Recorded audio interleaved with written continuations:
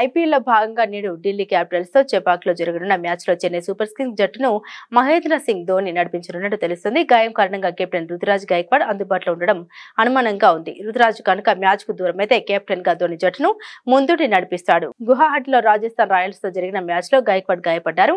అప్పటి నుండి అతడు ట్రైనింగ్ కు దూరమయ్యారు. ఈ నేపథ్యంలోనే అవసరమైతే ధోనికి పగ్గాలు అప్పగిస్తామని జట్టు బ్యాటింగ్ కోచ్ మైకెల్ హసీ తెలిపారు. నేటి మ్యాచ్ కోసం గైక్వాడ్ ట్రైనింగ్ లో బ్యాట్ పడతారని ఆశిస్తున్నామని హసీ తెలిపాడు.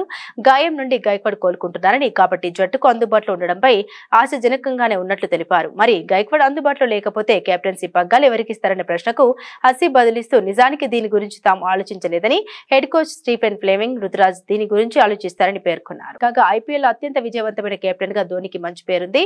ఐపీఎల్ అత్యధిక మ్యాచ్ కు నాయకత్వం వహించిన రికార్డు ధోని పేరునే ఉంది. 266 మ్యాచ్లో జట్టును నడిపించగా అందులో 133 మ్యాచ్ల్లో చెన్నై విజయం సాధించింది. 2008లో టోర్నమెంట్ ప్రారంభమైనప్పటి నుండి సిఎస్కే ధోని 10 సార్లు ఫైనల్స్ కు నడిపించారు. 5 సార్లు విజయం సాధించి ట్రోఫీ అందుకున్నారు.